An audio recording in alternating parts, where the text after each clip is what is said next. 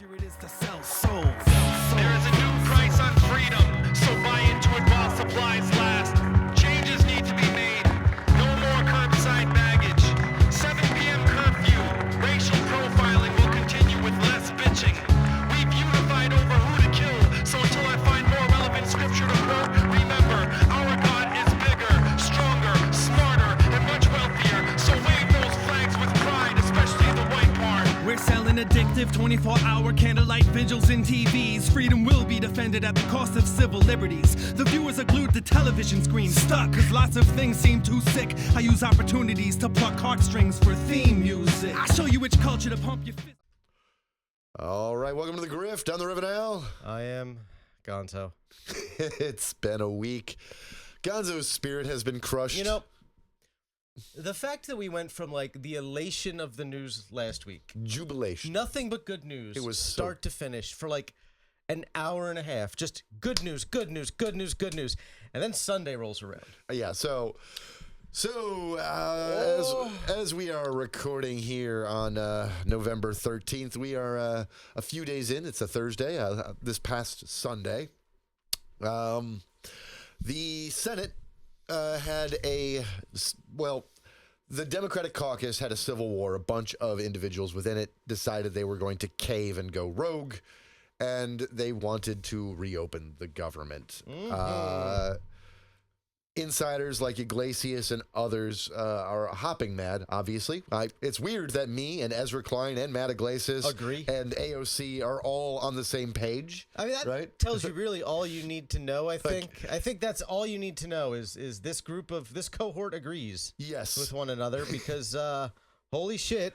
Yeah, when I and Ezra Klein, and I agree with Ezra Klein sometimes. I agree with Matt Iglesias sometimes. Usually not about shit like this. Yeah, not usually about process things. Yeah. I often agree with AOC. Not always. Right? Like, Usually when I disagree with her, it's because I don't think she's going far enough. exactly. But I usually mostly agree with her. I like her. Bernie is mad. Like, you know. Bernie's always mad. Yeah, but as you can tell, it is everyone except for a lot of like mainstream, otherwise moderate, toe the party line Dems are furious. There is nobody that is happy about this except maybe the individuals behind it. Right? Like there's been not a lot of public defenses at all. One of whom is Angus King, who seems genuinely delusional. Yes. About his decision. Angus, and also isn't not a Democrat either. All right, so let's actually like break down what happened. So they had this internal schism, and then a deal got cut where 8 senators joined the Republicans in voting for an end to the shutdown. All of the Republicans except Rand Paul. Yep, all but Rand Paul. Rand Paul opposed a few things in it, one of which I strongly agree with, which is... we agree with Rand Paul. That's where we're at. Yeah,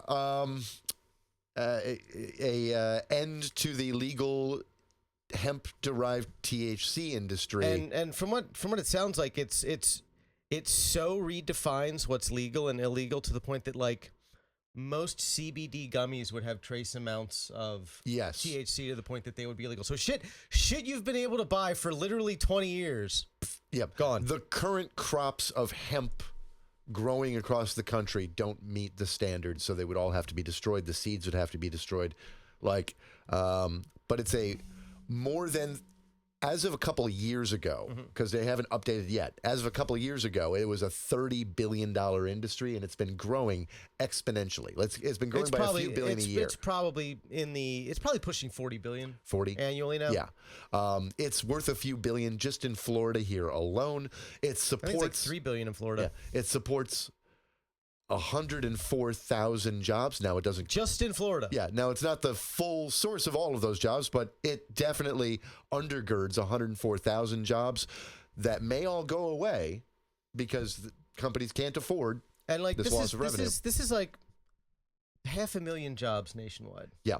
That will just evaporate the day this goes into effect, which is 365 days from its passage, which I think says all you need to know about whether this is an urgent thing we need to do or not. Right. You got a whole year? Get a whole year. To like flounder and be afraid of what's going to come next? Yeah, companies are either going to have to draw down and wind their companies down over the next year or hope that their lobbying efforts succeed in saving an industry that's hiring like close to 1 million people across the country. How much money are you willing to give us for the midterms? Right. That's... and it's a grift. It also seems like it's designed that if it does go into effect, the Democrats will probably take the hit for it because it'll happen just after the midterms, which are likely to hand power over to the Democrats. It'll happen after they're elected, but before they take power, but people don't know this. Right. So Americans habitually just do not understand that the new Congress doesn't take over the day after the election. Right. I mean, Joe Biden was getting blamed for the things that were happening all of 2020, but particularly from November to January 2020, 2021, that whole period of time, anything that happened in there, well, yeah. But people thought it was Biden for some reason. Right. And it was like, and Biden had even less input because his transition team was being so aggressively stonewalled. Right. That he couldn't even have an impact on like what was being set up for him. Yeah. So like, you could technically say that, Bush was behind most of TARP and the big bailout in 08 to 09, right? But Obama's transition team actually had a lot of input on that. Yeah, they helped shape it. They influenced it. Yeah. They made recommendations. And also at that point... So there was a joint effort at that point. But this was not. There wasn't the level of like vitriolic animosity between like the incoming and the outgoing administrations like there is now. Like, yeah, there's usually a few little games played to mess with each other. There's never been anything prior to like in the modern era. Right. What we experienced going from... Trump to Biden. No, nothing like that at all. And then Biden back to Trump. Yeah.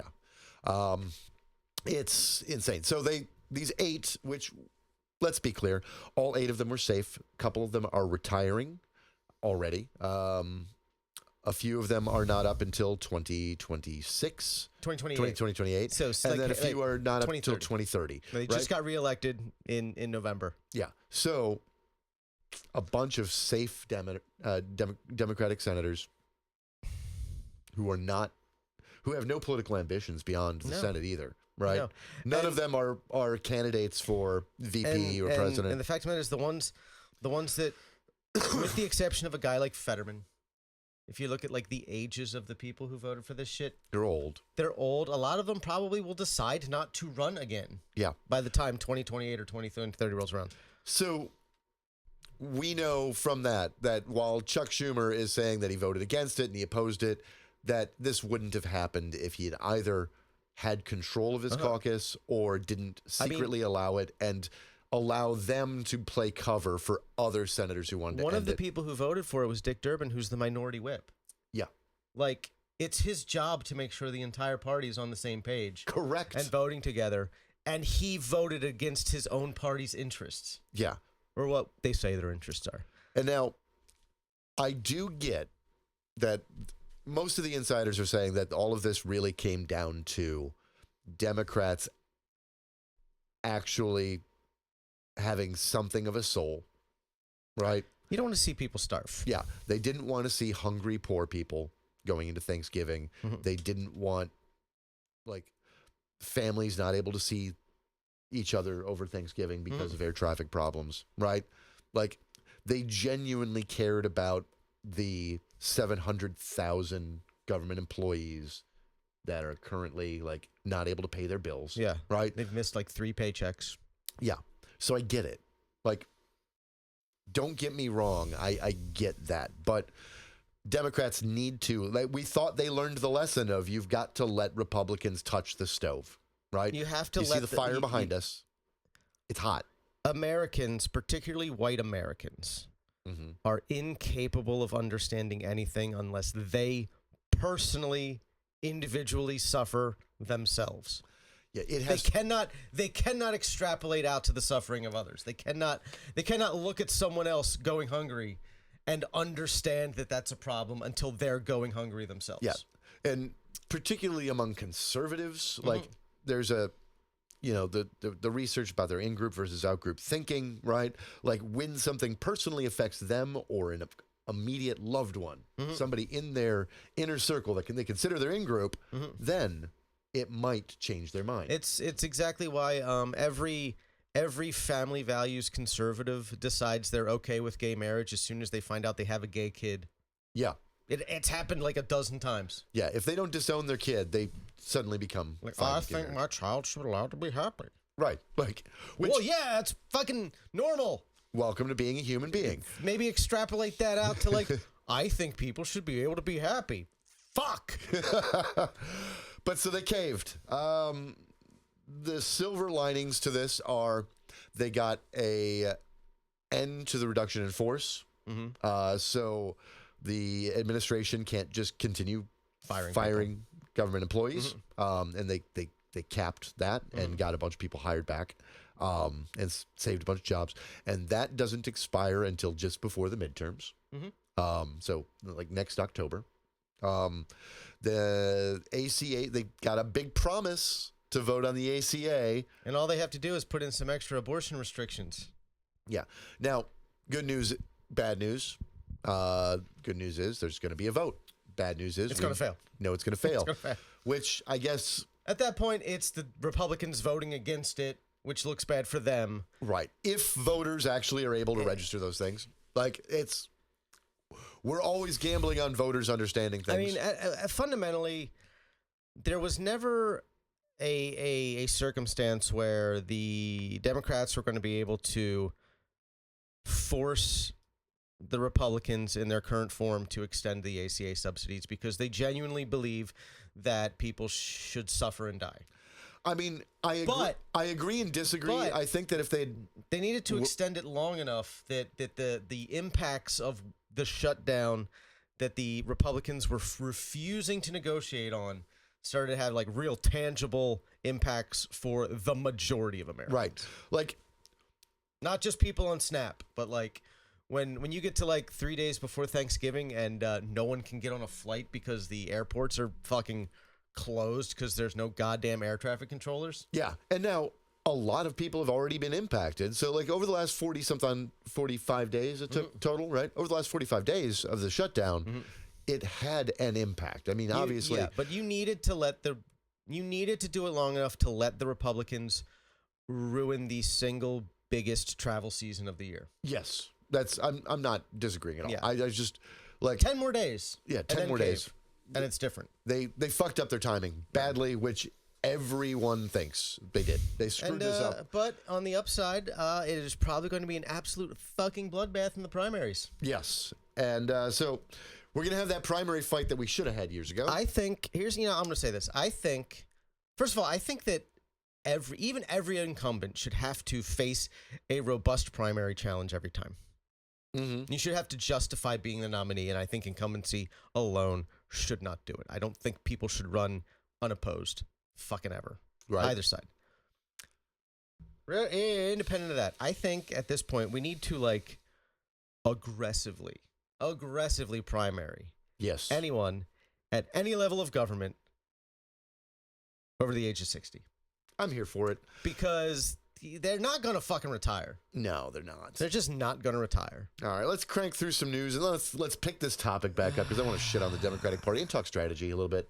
A lot of emails in the news this week. A lot of emails in the news. The latest Epstein files knock White House on its heels is the Politico headline. And oh boy, are a lot of things coming out. Some of the stuff had been known. But to the extent, the detail... there have been things that have surprised me, which I didn't expect. Yes. Like, I didn't expect Epstein to have actually hated Trump as much as he did after they had their falling out. Yeah. Oh, boy. They apparently were really close friends for a while, but also that entire time, Epstein thought Trump was a shitheel.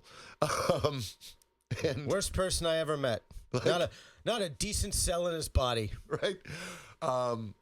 There's information in there suggesting that he knew about some complicated mortgage fraud and backdated deals involving Mar-a-Lago. Shocking. Some illegal union payments. There are He describes Trump as the dog that doesn't bark after he spent hours with one of the victims that is known to be a victim. They redacted the name, but it was a known victim. Well, the Republicans then subsequently released the name. Oh, did they? Yeah. Oh. Because they're very bad at this. They're terrible human beings. And they're very bad at this. They're trying to shame a victim. But why are you protecting the victims? Like, that was their gotcha. That was Jesus Christ. genuinely their gotcha. It's like, why are you redacting the victim's name? What are you trying to hide? Whew. Yeah. I mean, Yeah. like I do occasionally get torn on that because constitutionally, everyone in the United States has a constitutional right to confront their accusers. In a court of law. Yeah. Like, This ain't a court of law. it's not. Yeah. But if any criminal or civil action were to come out of this in any way, shape, or form, they have a right to confront their accuser. Yeah. So I always get torn on that, right?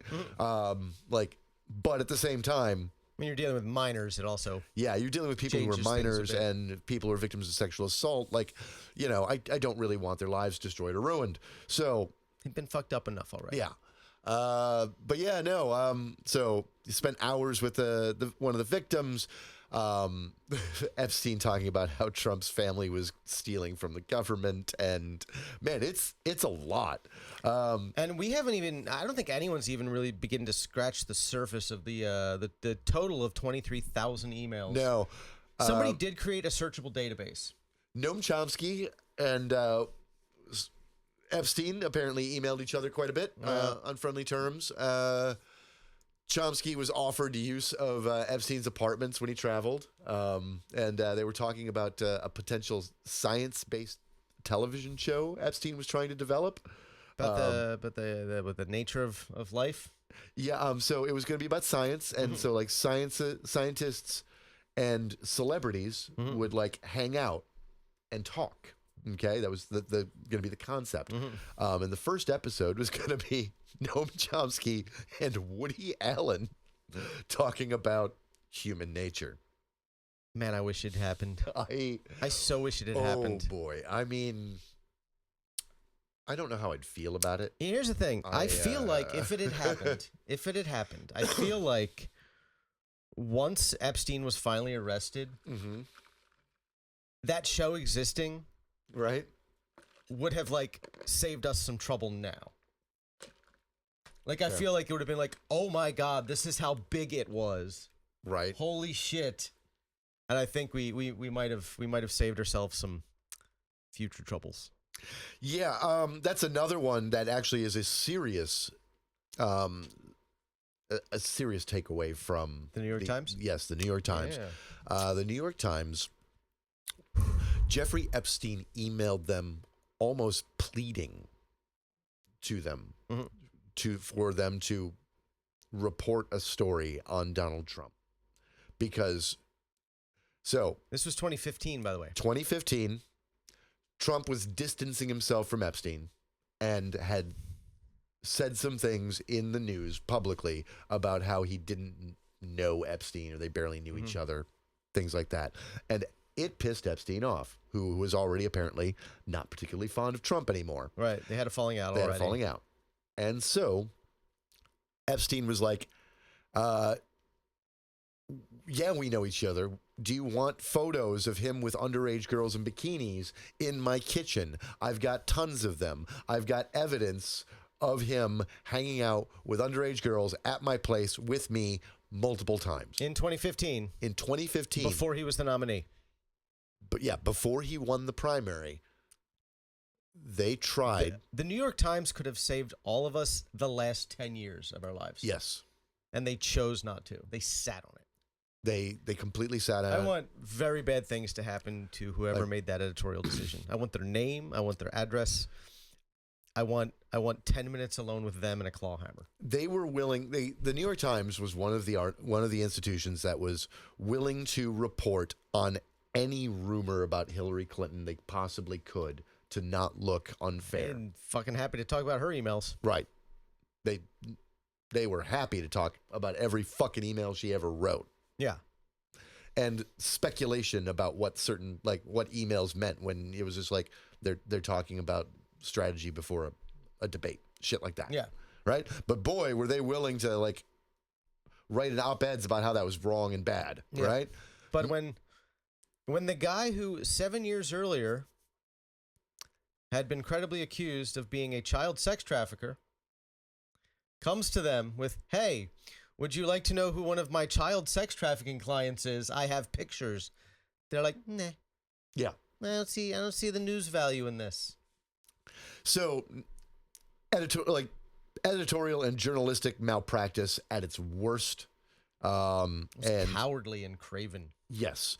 Turns out they did a similar thing. That deranged interview with Tom Homan, right? Yeah. That they dropped after the election in 2024. They sat on that for like a couple of months before they dropped it.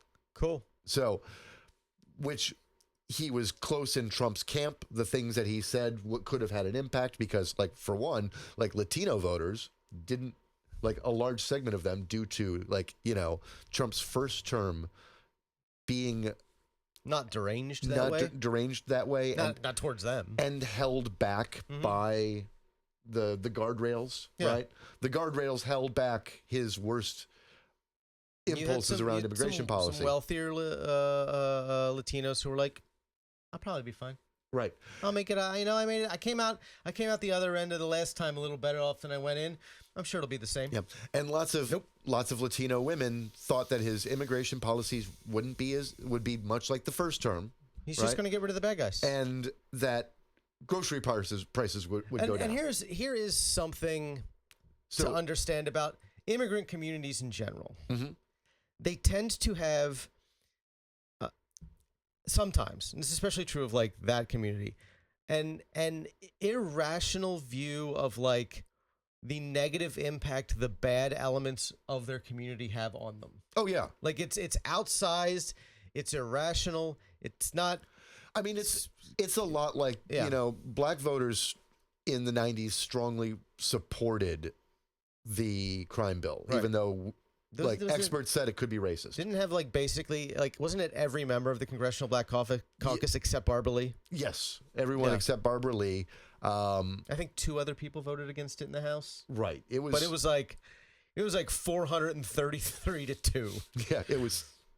And I think it was like 98 to 0 in the Senate. Like it was fucking out, like ridiculously high margins. And middle class black families in urban environments looked around at crime and said, yeah, that's a problem, right? I mean, you know, it impacts their property value. It makes it so their children are safe, right? It's, before he went to prison himself, you just have to look about the way Bill Cosby would often talk about the black community and hip hop culture and like, and so not loving Jell-O pudding pops and rape enough. I don't know. Yeah, like marginalized communities can have due to survivorship bias. Really, that's what it is. It is a form of like experiential bias, right? And if they weren't under undue scrutiny already, it wouldn't happen. Right. So it's like it's systemic. It's not something they choose to do because they feel like it. Right. And if their communities weren't, you know, more impoverished and more ghettoized and over-policed,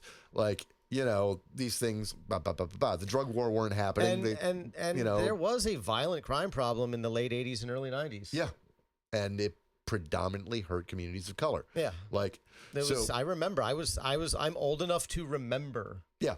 Like what it was like to go to a real city at that point. Yes. It was a lot different than going to a real city now. Very different. You know, some parts of real cities are still dangerous, but not like 1995, man. No, I remember like 1994 Baltimore. Yeah, or North Philly. I haven't been to New York yet, but 92 to 1998 Milwaukee and Chicago. Yeah. 2 cities I spent a lot of time in back then. Oof. Like dangerous places, right? I mean, that was around the time when Baltimore, when the show Homicide was on, which took place in Baltimore. Right. They named the show Homicide and then put it in Baltimore for a reason. It was averaging more than 1 murder a day. I think they had like 370 murders in 1 year in a city that's only got like a little over 500,000 people. Right. At the time, it was like 500,000 people. Like, that's a huge per capita murder rate. That period of time had its problems. And so, communities, you know, And the same thing, like in immigrant communities, if you happen to be a Latino citizen of the United States who can vote, your community might have an outsized crime problem that you are bothered by, or you might just imagine one because you're told it exists, right? Especially if it's like a different socioeconomic stratus that you're in, and you're not seeing it directly, but you're hearing about what's happening in those neighborhoods, right? And you don't want amongst your people, and you don't want the bad apples, quote unquote, to make you look bad. Like, so these things all exist. And of course, Latino mothers were like a big thing that drove Trump's like towards victory, right? Because they do the grocery shopping. And also, it's really simple. So, but if Tom Homan's interview got dropped, maybe they would have known. There's also like a lot of very socially conservative Catholics in that community. Yeah. But what I was trying to get at is what Tom Homan was saying in that deranged interview about immigrants and how they were going to round people up and do these Gestapo-like tactics. That could have been nice to know, right? Reporters have a responsibility to report. Like, it's in the name. Yeah. You report what happened. He also took a bribe around that same period of time. It's fine. Yep. Normal. Perfectly normal behavior. Perfectly normal. What's $50,000 cash among friends and federal agents? Pretending to be your friends. So a judge is hearing arguments challenging the appointment of a prosecutor in the Comey and James case, Lindsay Halligan, who is a nobody lawyer. She's no experience. She's got some like insurance law experience. Yeah, and not much. Not much. Like a small amount of insurance law. She young, pretty with Mar-a-Lago face, right? She looks like the standard Donald Trump is interested in them kind of girl. I would love someone. This is an aside here. I need someone to explain to me why they think Mar-a-Lago face is attractive. Because I have seen a number of people who started as perfectly attractive people. I don't know. Men and women alike. Just normally perfectly attractive people turn themselves into... I don't even fucking know what that face is. Well, sometime we need to... Like a human Punch and Judy doll. We need to explore what body dysmorphia looks like among conservatives who are, non-transgender. Do you remember the movie Brazil? Terry Gilliam's Brazil? Yeah. Did you ever see it? You remember when like Catherine Hellman is getting her face stretched? Yes. That's Mar-a-Lago face. Yeah, it is. It's just Catherine Hellman's face pulled over a fucking a metal frame, extra taut. So big fucking lips. But Lindsay Halligan, as no experience, was appointed after they ousted the last guy they actually appointed, who was qualified. That's why he had to be ousted. He said no. There's no case here. I'm not indicting someone without a case. Incredibly long memo about why there was no case. Yeah, and it's like whoever takes over my job, don't indict. There's no case. Yeah, and the defense is going to have a field day with that. But it's a problem for any prosecution, I would say. Yeah, a judge is hearing about the legality of her appointment, seems skeptical because it does seem to be outside of the rules in like almost every way. Shocking, right? So there's that. Yep. So Congress has banned most THC products in the shutdown deal, and if that goes through, it's going to be a disaster. Just a total fucking for no reason. No reason. Because here's the thing: this was sponsored by the alcohol lobby. It was given to Mitch McConnell because the Kentucky bourbon industry has been suffering immensely this year, and it's been suffering immensely almost exclusively because of Donald Trump's tariffs and his weird antagonism towards Canada, who was one of the largest purchasers of Kentucky bourbon. Yeah. Like, they bought like half the goddamn Kentucky bourbon in the world because it's a country of 30 million alcoholics, apparently. That market's gone. They're not buying. They are not even importing it into their country because no one will buy it. And like, you've got like Jack Daniels worried about solvency at this point. Yeah. And of course, Kentucky, Rand Paul's state, which is why Rand Paul is fighting. One of the reasons Rand One is fighting this. And he has a couple of weirdly libertarian principles that he actually sticks to, and this is one of them. Right. Kentucky is also like one of, if not the largest producers of hemp in the United States. That's what I was going to say. Yes. Agriculturally, they produce a massive amount of hemp. They were the first, like immediately when they legalized this in the Farm Bill. They went wild. Because Mitch McConnell, who originally championed this bill and now is opposed to it because I didn't mean to create a market for intoxicating substances. But you did. But you did, and they're safer than alcohol. And you were proud of it at the time. And like, you know what? I don't even consume it that much because it tends to give me a headache. Like pure, like when it's just like Delta 9 or just Delta 8. More than a little bit tends to give me a headache. Right. It's like kind of like feeling hungover. I'm not crazy about it. It's a nice feeling while I'm consuming it, but afterwards I'm like, yeah. But it's safer than alcohol by a lot. You can't kill yourself. You can't. No. They're talking about there's an alarming number of children being rushed to the hospital because of these products, and you're like, keep it out of your kids' hands. Yeah. One, keep it out of your kids' hands, just like alcohol. And two, do you know what the treatments for marijuana toxicity are at the hospital? Sit and wait. Sit and wait. Right. Like there's very little. You'll be fine in about 3 hours. Quit being a bitch. That's basically it. And you know what? I'll say this. I have been that bitch. I've been like, I'm gonna die. Right. I did too much because I'll get high and then forget I got high, and I'm just like think that this is how I'm feeling without drugs. Yeah. I'm just like, I'm gonna die. But you need to. A child needs to take an extraordinary amount of it before they actually try to medically intervene at all. Yeah, because it's the LD50 of THC is like hilariously large. Right. It's like the equivalent. I think I remember reading it was like the equivalent of 144,000 joints at once. Yeah, it's insane. Like that's not possible. Like we couldn't distill it to the point that it could be fatal. Yeah. So your kid will get. If you accidentally let your kid get a hold of this stuff, they will get dangerously high in the they can't function kind of way. Just fuck with them for a couple hours, and it'll be fine. Yeah, exactly. They'll be fine. They will be. If they say they're hungry, feed them. They but them. They got the munchies real bad. Yeah. And you know what? Otherwise, play with them. Have fun with it. Maybe keep your shit in a locked cupboard. Right. But maybe keep your shit in a locked cupboard. We must protect the children from this thing that can't kill them. They could get a hold of the parents' stash. I hate how many adult rights we infringe upon in the sake of protecting children when that responsibility should fall on the fucking parents. Absolutely. Especially considering it's always things that really aren't that dangerous to the children, right? No. And we infringe on the rights of adults in the process.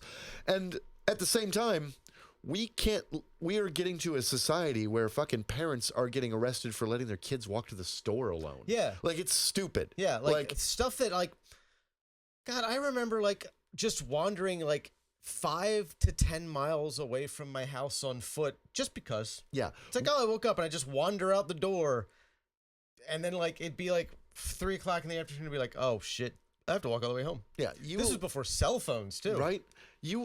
We're in this stupid society right now where over here, we are allowing parents all sorts of, authoritarian abuses into their children's privacy. No medical privacy whatsoever, no school privacy whatsoever. So if they tell something to a school counselor about their sexuality or their gender, it has to be reported, right? No matter the consequences. Forcibly outing children, even if their parents may be bigots or abusive, right? That's fucking dangerous on the one hand, right? On the other, we're not letting parents give their children any real freedom, right? How dare they walk to the store alone? It was the one kid walked 2.5, 3 blocks to the store. Yeah, and to get some candy or something. And they tried to charge his parents. Yeah, with negligence. It was a small town too. It was middle of. When every fucking generation before this last generation and a half, I was walking to school in kindergarten. Yeah, I was walking with other students, but I remember walking alone to my elementary school when I was 8, 9 years old. It was a little over a mile away from home. Starting at age 7, I was allowed to go back and forth alone. Yeah, it was back roads. It was side roads. There wasn't a lot of traffic. There was there was a shoulder and a ditch. So it was relatively safe. But I mean, one of those was one of the roads I was walking down was 272 in Maryland, which is 55 mile an hour. My walk to and from first and second grade, right? involved a route I had to take that led me past. I was not allowed to go down this street that was known for its prostitution and crack dealers, right? That was like, so I had to walk a couple extra blocks around. I usually cut through. Right. But my parents were like, yeah, there are women there that we just catcalled and like, but so I knew that there were prostitutes and crack dealers along my walk to and from school in first grade. We just had this was just normal. We just had this really creepy estate that was like allegedly abandoned, but you could tell there were people there. One time, me and my buddy found a large burlap sack full of dead animals near there. Oh, nice. Yeah, that was. All right. Why he opened? He's like, "Well, I need to see what's in there," and I'm like, "I don't. It's a bloody sack. I'm 10 years old and I know better than to look in the bloody sack, dude." A bunch of like fucking dead cats and a dog. He's all freaked out. I'm like, "You opened the fucking sack." I Pretty sure this is why he ended up a heroin addict 10 years later. I think it was like 7 or 8. I did almost get buried by a bulldozer once. We were fucking around. They were extending out my hometown's like municipal airport, right? And I live nearby it. And they were extending out like more and adding a runway. And they had dug these big pits into the ground, like that were like 15 feet deep, right? And they cut them in. And we climbed down the one side that was like, dirty and gravelly, right? But then we hear the sound of bulldozer cranking, right? And it's starting to fill the holes, right? And it's getting really close. And we are stuck, and it's like clay. And it's wet. I remember wet clay holes. Like, we just had a lot of them. Yeah. Like, I remember one time we were selling a piece of property, so they had to do a bunch of perk tests for septic systems. And we just had these like 7 foot deep. Yep, I'd climb in 15 foot long, 6 foot wide, 7 foot deep holes. Yep. Like 8 of them in my back field. Yeah, my friends and I would play in that shit all the time. Yeah. We had it all in one giant pile of dirt. Nice. Off to the side. That was my dirt pile. Yeah, we played on that shit too. Yeah. But they were fucking filling the holes as I'm trying to climb out. And when me and my friend did scramble our way out, all fucking muddy, the bulldozer guy like stopped dead in his tracks as he's like starting to push the dirt towards the hole. And he's just like starts screaming at us, and we just run. You ruined that dude's week. I did, and he almost murdered us by mistake. He went home and he's like, was there another one? What if I buried one?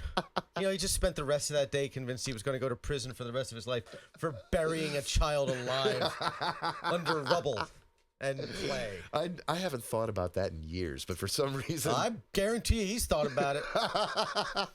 Like, the latchkey kid experience is coming out. That's why he drinks. Okay, so maybe everything we did wasn't safe, but I mean, come on. Like... We didn't die. Like... It's good to make things safer for children. We might occasionally have to help a friend carry his testicle home, but we didn't die. I did once, yes. I did have to help a friend carry his testicle home once. So... We're not going to elaborate. You get to guess what that means. You know what? Why don't you write a short story in the comments what you think that means? What do you think happened the time he had to help his friend carry his testicle home? I'm real curious. I hope we get some fucking engagement on that one. Then that was it's a bad time to cut your balls open. It wasn't my balls, thank God. That's all that matters. Oh, poor Ryan. Anyway, so like. But we lived, right? We didn't die. Make things safer for kids, sure. But come on, people. Like, the human condition is about learning, failing, experiencing, learning that fire's hot and that falling hurts. And it's about reasonable things. Like, tell your kid to wear a bike helmet. Yeah. Cool. Telling your kid they can never ride a bike. Fucking weird. Right. And going too far. Like... You have to find that happy medium. You have to like allow them to be free in a way that's not going to get them killed.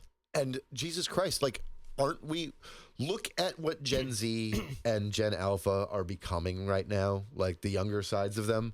It is. In general, it is weird that the adult Gen Zers aren't that bad. No, they're fine. But the younger ones, the high school age ones, and the Gen Alpha kids, they're getting fucking weird. They're getting fucking weird in unhealthy ways. They're not terribly social. They are not going out. They are like adopting very strange behaviors that they're picking up from online discourse and social. They don't know how to communicate with someone if it's not through a screen, right? Which is unhealthy.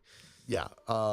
Like they're not hanging out at like anywhere and like sitting and talking to friends. It's just not something they're doing. Not a lot of third spaces anymore. Not a lot of like I hear weird discourse about nobody having like the number of sleepovers have declined. Yeah, like they're paranoid. It's like again, it's like this parental paranoia. It's like, well, I can't trust my child with that family. What if they're like a real big weird one is like single dads like are having a hard time getting their daughters to, like socialize because nobody will let their kids have a sleepover there, and it's like, but the other parents are like, well, I mean, our house is too small, we can't do it, but they're like, well, I've got an extra room, I've got like, you know, because like weirdly enough, like it's not like single dads come in all like shapes, sizes, and spaces, but like chances are if the single father or a custodial parent is the father, not a pedophile, one, and two, they may be fairly financially secure because that's the reason that they have primary custody, right? So when that happens, like, you know, they probably have the larger house, it's got the big living room that the kids could all play in, right? But their daughters are being denied that experience. It's really weird. Like, fuck, when I was in fucking middle school, we even had a couple of, like, unisex sleepovers. Like, oh, yeah. Like, it happened. Oh, yeah, it happened. Nobody thought of it as a thing. Yeah. And I'll tell you this right now. This is not, it's like, oh, well, things are different. We were having so much more underage sex. Yes. When I was in middle and high school. So much more. Than kids in their 20s are now. Yeah. Teen pregnancy rates are way down, guys. Like, what do you think we were doing? And it's not because they're being more responsible when they have sex. They're just not having sex. Right. And like, thing is like, you know, when me and the neighbor girl and like my friend for fucking had a sleepover at fucking age 11, none of us were doing any of that stuff. No. Now, yeah, that neighbor girl and I did play doctor a couple times outside of that because that just happened. I think little exploring happens all the time. Right? I think that's everybody's childhood. Yeah. Right? Like even if they don't have like co-ed friends, I think that's everybody's childhood at some point to some degree. Yeah. Like little sexual exploration happens among kids, right? It's you know, as long as an adult's not involved, it's okay. Right. Like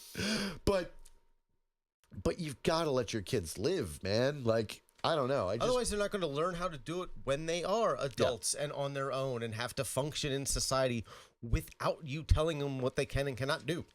Yeah. Like, it's just like the opposition to like age appropriate sex ed at all age groups. I mean, you have to understand that doing away with age appropriate sex education makes it easier to molest children, which is the point. Right. When you look at the people who are against it, that's the point. Yeah. When you look at it's the church. When you look at what sex ed is, when they're talking about like, you know, elementary school kids, 10-year-olds, they're talking about like teaching like, you know, 6 to 10-year-olds like what naughty parts are and what molestation is, like what it's when they shouldn't be touched. When it becomes a point that you're old enough, it's going to be like, these are some changes you might be seeing in your body. Right. And why? Every step along the way, but those early steps are all about preventing abuse. Do not let people touch you in your bathing suit area. Yeah. Like that's it. That's 95%. Right. Like if it's going to happen, it's got to be a doctor. It's got to be like, you know, like these are the times and places, and this is, you don't let anybody tell you if they touched you like this. It's a secret. All of that bad, right? Cool. Kids need to be taught that stuff, or they will be abused by people who will take the opportunity to do it. Yes, especially because it's most likely going to be somebody in the home or somebody you know. Or the president. The president. Hey, he waits until they're teenish. Yes, president, technically it's a phebophilia.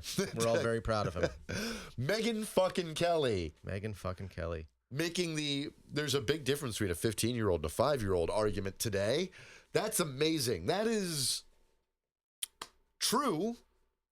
Not a winning argument. It doesn't make you look good, but yes, it's true. Sure. There is a difference between a pedophile and a femophile. Yeah, I mean, Ted Nugent never wrote a song about banging a 5-year-old. Right. Like, he might. Sure. It's still wrong, guys. Yeah. Don't do it. Don't make me have to wake up another day to see the first thing that I see is someone on TikTok saying, "You need to explain to me why child rape is wrong." Yeah. Like, it's rape of a child. It amazes, I don't know how else to explain it. It amazes me that we can exist at the same time in a world where that's happening on one side and the age gap discourse is stupid on the other, right? Where like any kind of age gap among consenting adults. We are in this really weird, unfortunate place right now where both the left and the right are weirdly socially conservative. And yeah, it's because even if you look at like. Even if you look in like younger queer spaces where it's like they want to respect everyone's sexual identity, right? And they want to respect everyone's sexual orientation, but you're bad if you have sex, right? Or you sexualize yourself, yeah, or you do anything sexual. Like they focus solely on having the identity and not what the identity means for your daily life. I even saw some discourse about like people who talk about their own sex life, how like. It's offensive to others and you're not consenting, and like even if they didn't say, hey, I don't want to talk about this, like they could just be too scared. I'm like, they're what no, like if somebody starts talking about something you don't want to hear about, just say, I don't want to listen to this, you fucking weirdo. Right. But like some people talk about their sex life and sometimes in detail. Like obviously, not everybody who does it is being gross and weird either. Just like there's a time and a place for it. You there's a time and a place. Just do it randomly in public. But if you're like in a social space or setting and you're like, oh yeah, I got laid last night, it was fucking great. Yeah. Like, okay, like you're talking to a friend, like this girl did this weird thing. It was fucking awesome. Like, cool. But like if you're going online and you're like, I think. That there is absolutely no difference whatsoever between someone wearing a fursuit and someone fucking a dog. Like, right? What? It's like there's no difference between someone who engages in two consenting adults who engage in age play and someone raping a child. Yeah, like these are different things. Like very different things. Like when it comes to consenting adults. They're allowed to do anything that's not getting anybody else killed. Right. Like, really. Like, that's it. I don't care if you don't like it. I don't care if you think it's weird. There are things I don't like that I think are weird. There are things that I would never even dream of doing, mostly involving pee and poo. Oh, yeah. But... now, do remember, I love this. I love this thought. There is an infinite difference between having... a piss kink and having a shit kink. And here's what I mean by that, right? Okay. The hottest woman you've ever wanted to sleep with walks up to you and says, I'd like to piss on your chest. You know what? I'm going to think about it. I'm at least that's fair. Going to consider the idea. You're just going to be like, are you only going... Is that where it ends? Right. Like, do we get to do other things other than just you pissing on my chest? Yeah. If that's the opener. Yeah. If that's the beginning. That's the beginning.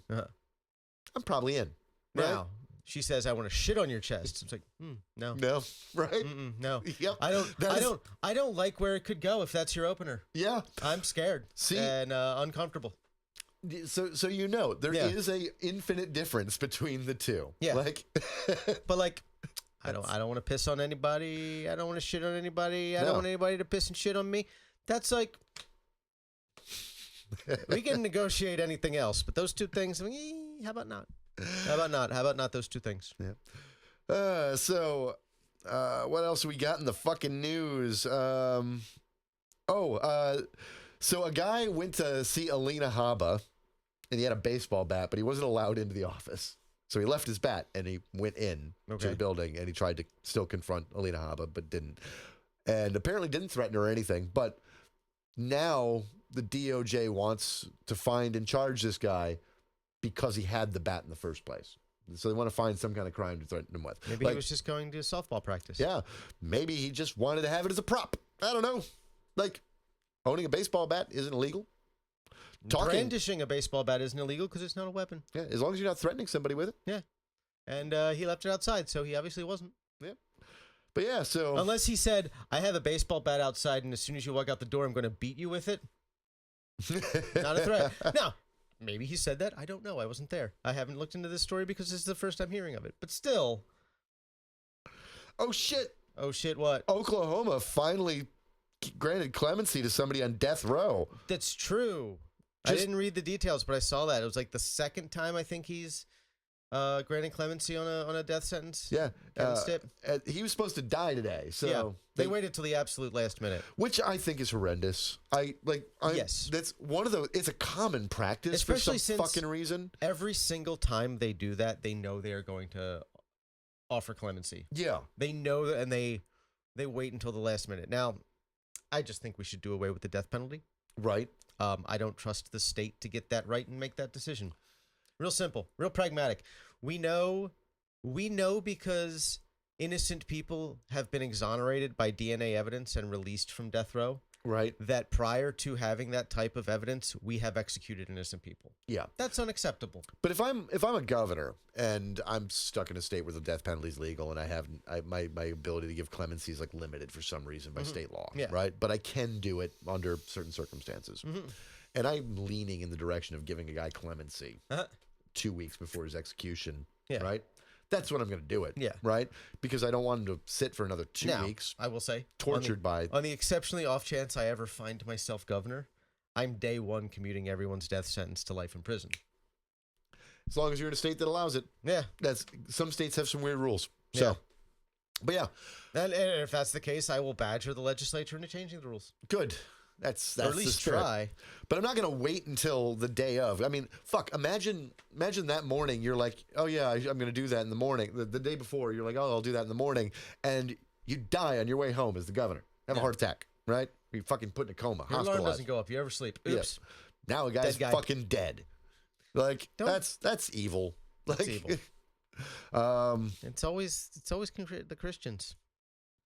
A Trump official has referred Eric Swalwell for a criminal probe over alleged mortgage fraud. They are really going at this one, like trying to find any box that got checked weird by any Democrat that has states or homes in multiple states. Yeah. That's what they're doing, is they're trying to seek ways of... Now, this is going to be really weird, and they're going to make an excellent selective prosecution case when they don't go after all the Republicans doing it. Because this is a common practice in the House and the Senate. Yeah, it's people don't even think about it. Because, like, which one is going to be their primary residence as far as, like, which one they spend the most time in changes from year to year. Yeah. And primary residence rules, like, you declare it kind of at the state level, but, like, your taxes are actually dependent on how many days a year you spend in one versus the other in most states' laws, right? Right. So, like, if you spend 185 days in one state, they could consider you a resident, right? Or however many it is. I just don't get it. Like, it's like if they spend 200 days a year in D.C., that would be their primary resident, right? And yeah, if they bought a house in California 2 years ago, that was their primary residence. Doesn't make it mortgage fraud anymore. This is going to be dumb. John Fetterman hospitalized. Good. A heart issue caused him to fall, apparently. And he's geriatric enough in his, like, late 50s that he couldn't even, like, keep his head from hitting the ground. I mean, shame. Pity. Shame. I don't want his head to explode like in Scanners or anything at all.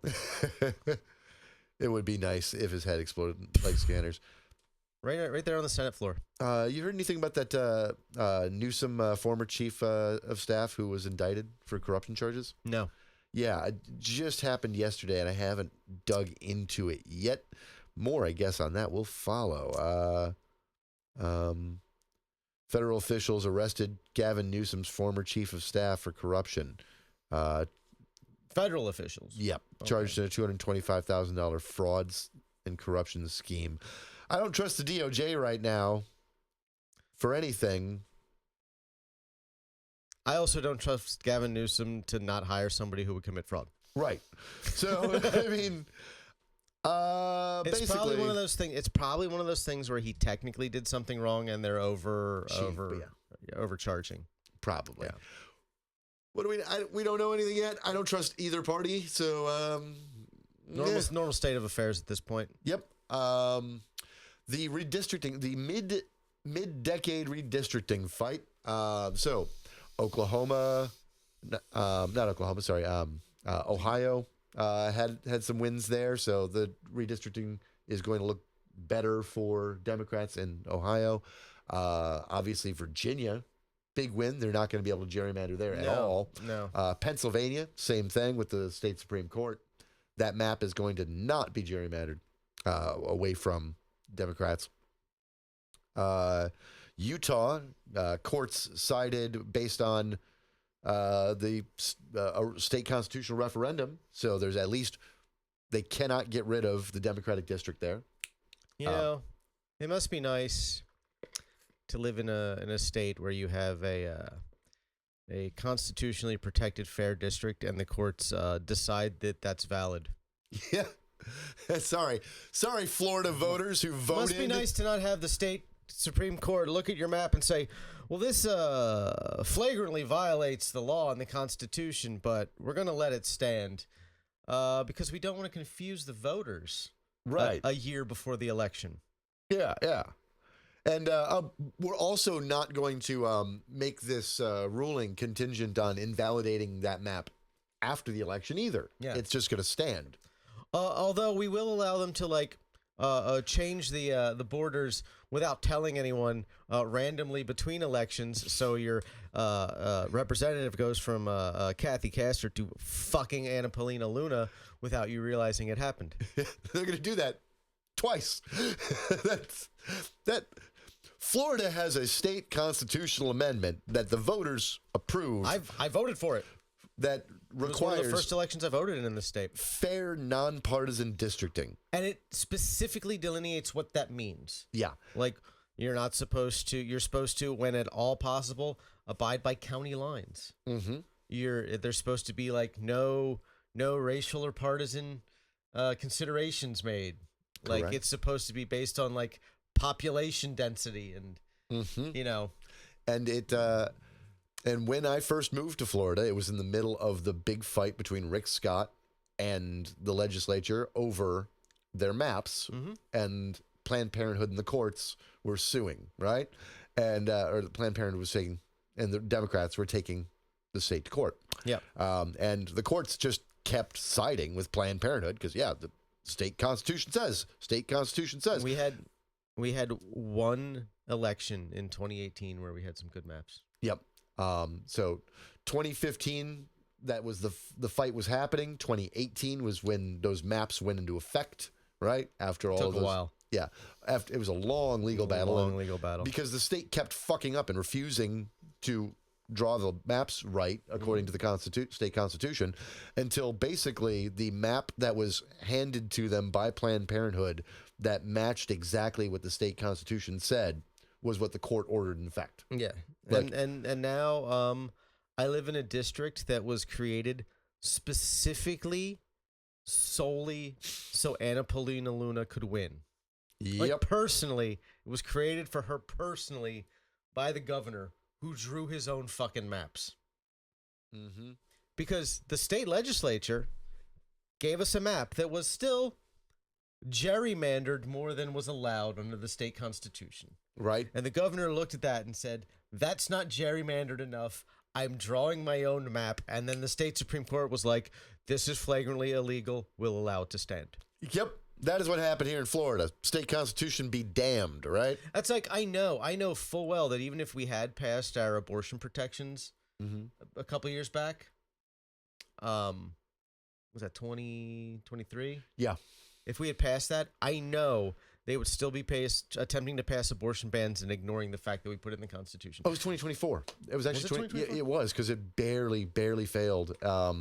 And they did a lot of propaganda about how like that protection gave like teenagers the right to like, not tell their parents, right? I think they should have that right. Yeah, I do too. What if your dad's your father's your baby daddy? What if your father molested you and got you pregnant And then he gets to decide whether or not you're going to stay pregnant. That's fucked up. Yeah. That shouldn't happen. No, it should not Is happen. it an edge case? Sure, but it happens. Yeah.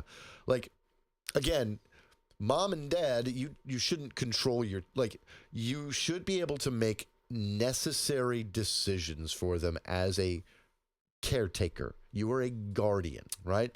Your role is to act in their best interest. But that should not include negating their bodily autonomy or what they know to be their best interest. And a teen knows when they shouldn't have a child, because most teens shouldn't have a child. And so if a teen is like, I don't want a child, that's a good decision. If you have a healthy relationship with your child, they're going to be able to talk to you about these things if they happen. Yep. They're not going to be afraid of telling you everything. Right. Like if you have a queer child and they can't tell you they're queer, that's a you problem. You fucked up. Absolutely. Like, even if you wouldn't have a problem with it, you have created the implication that you would have a problem with it and that they can't trust you enough to tell you. Just that's on you. Do better. It's not the state's responsibility to inform you. Right. It's. I did have a couple of people personally like give me that fucking worried about my daughter. Like, why? Like, shut the fuck up. Yeah. Like I same thing, and I was like, just why is your daughter? I know we're talking about the same person. Yeah. Why is your daughter unwilling to talk to you? Yeah. How are you younger than me? Republicans trashed Tuberville's self-serving $500,000 shutdown lawsuit deal, which it is stupid. It's insane. So senators have given themselves, the ones that were investigated for the election interference, etc., by Jack Smith, have given themselves the ability to sue for $500,000 per infraction for any wiretaps or secret, like subpoenaing of phone records against them that happened under that investigation. Now, these were all people who were never criminally prosecuted or indicted. Nope. So even if evidence was gathered, there was found to be not enough evidence to indict, and they weren't indicted. So, yep. That can happen to anyone if you're believed to be involved in a crime. And many of them were directly involved in a criminal conspiracy to steal an election through fake electors and fraud. Yeah. And it's really easy to forget that the fake electors thing is something that happened. Right. Like that is the January 6th overshadows that, but right. But that was the thing they attempted to do. While that was happening, it was an ongoing like bait and switch while there was a mob outside. Yeah. Right? Like that they tried to sneak through. Like it was a scheme to install fake electors and falsely certify results of the election that did not match the state vote, nor the state certification, nor the electors selected by the states. Right. It was a massive fraud by several elected officials from the federal to the state level and local levels. Unambiguously illegal to do that. Yes. People went to prison for it. You want to worry about election fraud? That's election fraud. Yeah. Not, but what about if somebody votes on someone else's ballot for them illegally? So first of all, on the rare occasions that happens, it's a Republican doing it. Yeah, it's almost always a Republican. Like, I don't remember the last time somebody got caught doing that and it wasn't a Republican. It's like, my wife died, but I know who she'd want to vote for, so I filled out her ballot for her. It's a Republican almost every time. The ones who vote for their dead parents, Republicans, almost always.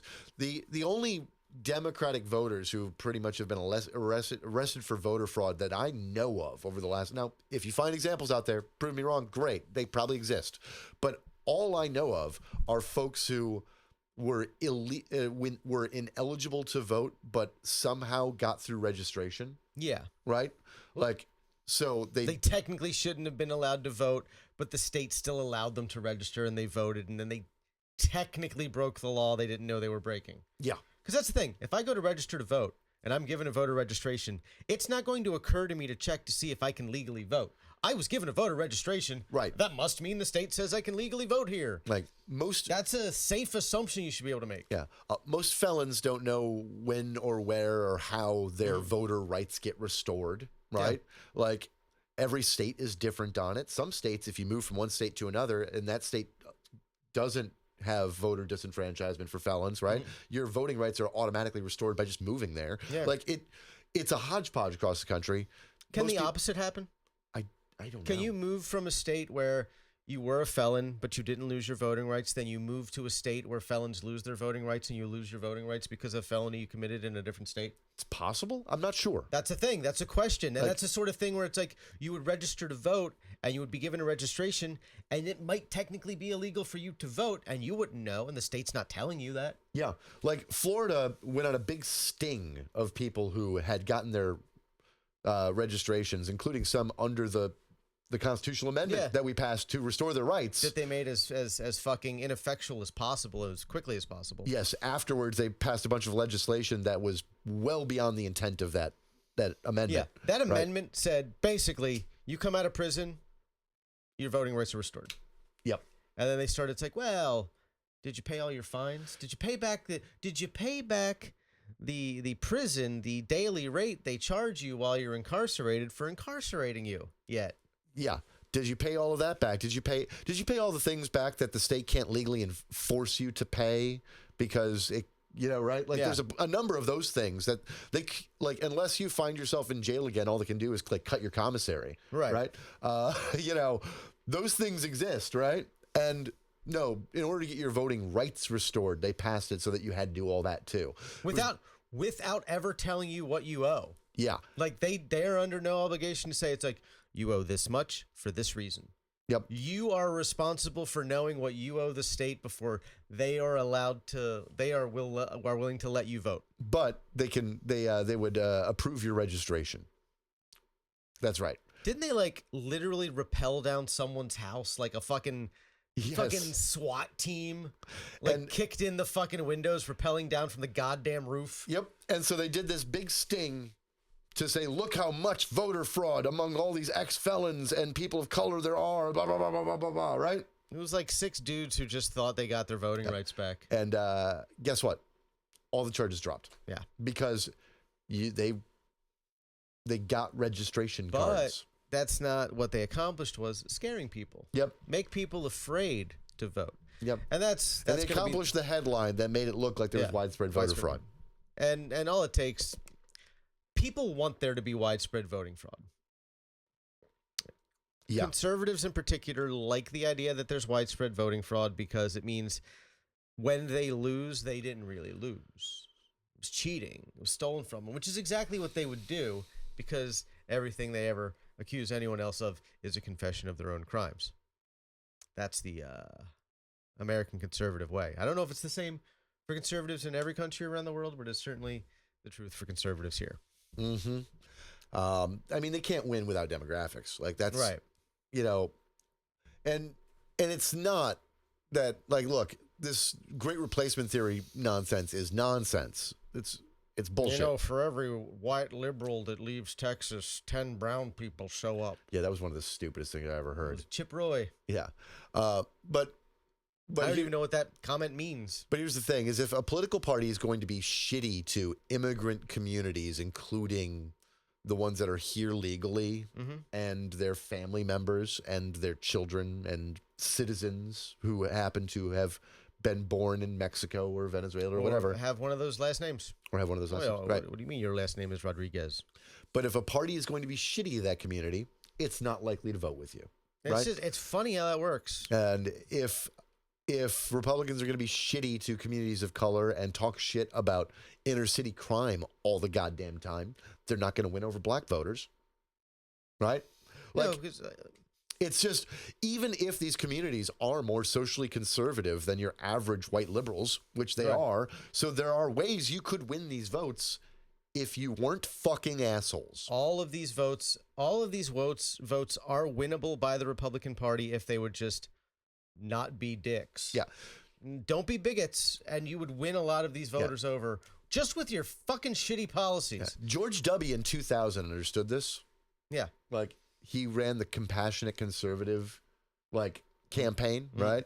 He tried to avoid most of the racial issues. He reached out to Latino voters in Texas pretty hard. He had his, that relative of his, the Hispanic one, you know what I'm talking about?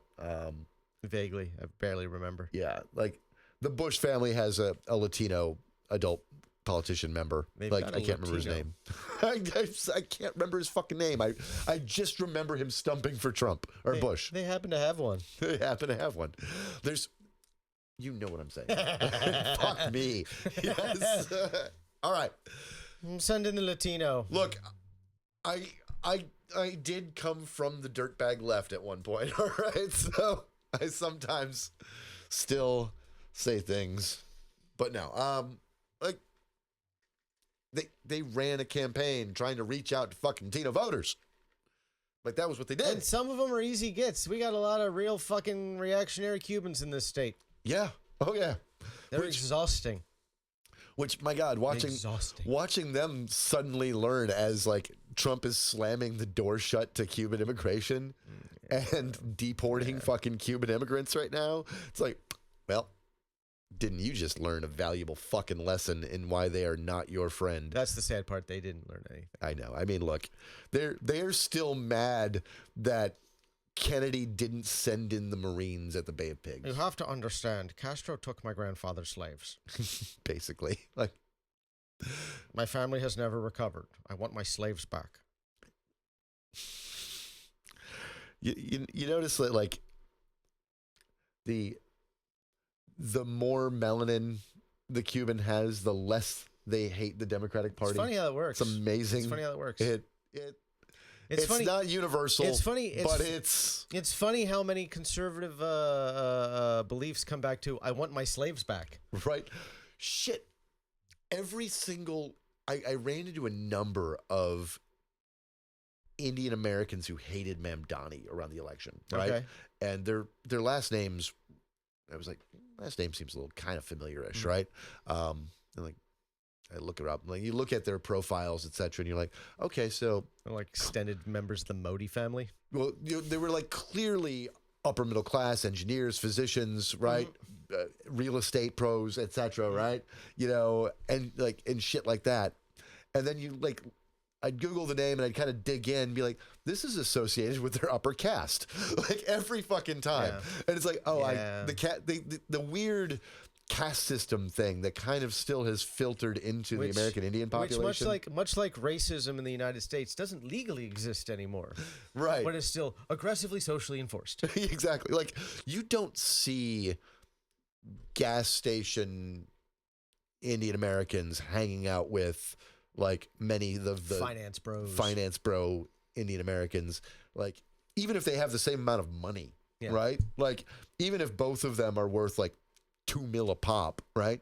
They don't socialize much because some of those folks who opened up their own little convenience store gas stations did real fucking well for themselves. Yeah. They're also willing to work like 18 hours a day and exactly. Only hire their kids for like pennies on the dollar. Right. But now they own 7 gas stations, right? They're doing real well. They're doing real well. So they may be in the same socioeconomic class, but they don't socialize with like often with I remember my members of other castes. After her father lost his job with Boeing due to mental health issues that he couldn't get his shit straight on. My ex-girlfriend, whose family was Pakistani, they ended up buying a little convenience store in Wilmington and did quite well for themselves. Had a very, very comfortable upper middle class lifestyle that, like, financially they were probably better off than when he was like working full time for Boeing doing like aircraft engineering. Nice. I mean, owning a small business is they hated me difficult and painful, but if you own enough of them. Like, you start with the one, make enough money, maybe own another one, like, or if it's just really successful. But there's a lot of challenges to owning that shit, like so much inventory and fucking. Jeffries stalls efforts to restore federal workers' bargaining rights. Jim Jeffries, or fucking, what? Not Jim Jeffries. Fucking, what the fuck is his first name? Hakeem Jeffries. Jim Jeffries, the Australian. All right. Why are Australians destroying our labor rights? You fucking bastards. I mean, Jim and Hakeem sound the same. So, they're very similar names. Look, man. Life be lifing and my brain be frying, all right? Your brain be something. But yeah, Jeffries has stalled restoring federal workers' bargaining rights. I don't know how What is the goal of the mainstream Democratic Party? Now, if he's trying to cut, like, the immigration union, fuck them. I hate them. They're a shitty union. Like, the ICE union. Yeah, that's fair. So, I mean, if it's them, fuck them. They're monsters. But other unions, I don't. What bargaining rights do ICE workers need? They get to do whatever they want to whoever they want with absolute impunity. Oh, they get a really good contract. Like what extra labor rights do they need? They're just given whatever they want. Infinitely. On his way out the door, Trump's administration the first time signed a bargaining agreement with like immigration or CBP, one of the two, that basically made it like damn near impossible to fire them for like cause, right? Then we'll have to get rid of them some other way. Yeah. So it like tied Biden's hands on like his ability to like clean house. Yeah. Which needed to be done. Right. I mean, on the way out the door. Here's the thing. Like he was like, you can't really clean house. You can't get rid of the worst offenders. You can't move around management. You can just abolish the agency. I would be okay with that. ICE needs to go completely the fuck away. I'm fine with that. Although in a lot of ways, CBP is even worse. In terms of like how they act. Lately, anyway. One last story I wanted to talk about. Apparently the U.S. Did have intelligence a while back that, and they buried it, that they had recordings of Israeli officials having conversations about using Palestinians as human shields inside of the tunnels. If they thought that a tunnel was rigged with explosives, they would force a Palestinian civilian or a Hamas captive to go ahead of them. Cool. Through the tunnels. That's great. Using them as a human shield for booby traps. That's a serious war crime. That is a serious war crime. There's nothing I could learn about the actions of the Israeli government at this point that would surprise me. Yeah. What really bothers me is that the U.S. just sat on that. That's what we do. Like, we... Look, our relationship with that shithole country needs to change. I am not one of these people who thinks that AIPAC is responsible for everything that happens. And I'm getting really tired of that rhetoric because I think it's unhelpful and anti-Semitic. No, mostly But AIPAC is a good chunk of the reason why our Israeli policy specifically is fucking terrible. I mean, I will say that there are a lot of other reasons. Yeah, there are a lot of other reasons. They're not the only reason. Yeah, the largest lobby for Zionists obviously are Christian Zionists, right? Who outnumber the total Jewish population 5-1. Exactly. But the other piece of it is that, like, look, we like using Israel as our fucking fortress in the Middle East that does all the things that we won't do. Right. Right? Because they will. They will. And they will, to the point that, honestly, even through everything, they're not doing as much as they want to. Yeah. Like, despite it all, we are, even at this point, a mitigating factor on their behavior. Oh, yeah. Which is insane. I mean, on Tuesday, Donald Trump met with the former leader of Al-Qaeda, right? In Veterans Day. On Veterans Day. But he happens to be the current Syrian interim president. And weirdly enough, it seems to be a significant moderating force. And like, I was just digging through who he is, and like, he seems to be about like, at least trying to do the work of, now this could all change once he's solidified power. Right. But as of right now, he might just be smart. Yeah. As of right now, he's trying to be a moderating force, create national unity, cutting deals with the Druze and the Kurds, right? And protecting their autonomy, freedom, and minority rights. Like adding minority members, including a Christian and a Kurd and a Druze to his government, right? And unifying different sects of Islam. Like basically taking all the steps to be like, okay, we're all Syrians, guys, right? Yeah. Which, cool. Doesn't seem to be cracking down on women's rights yet. Like, you know, there are some upsides. Right. So far. But, like, Israel still wants to take more of Syria from him. And he's getting aggressive back, but he's trying to be like, I don't want to fight you. And he's trying to use the U.S. as... And I don't want to fight you, but you can't have our land. Right. And so which is not something that the Israeli government really likes to hear. No. But we've been applying pressure on them to not keep trying to take that fucking territory. So, like, that's the kind of shit. Yeah, the Israeli government loves to just fucking expand. I mean, like, they are able to do so many of the things that they do because of the weapons and financial support that we give them, but they are unable to do all of the things that they want to do with those weapons and financial support because we tell them, quietly tell them no more than people realize. Right. We could do it a lot more. We should do it a lot more, and but we are still doing it far more than people realize. Like I think that if they had had the resources we've given them with no oversight whatsoever, they'd have nuked Iran by now.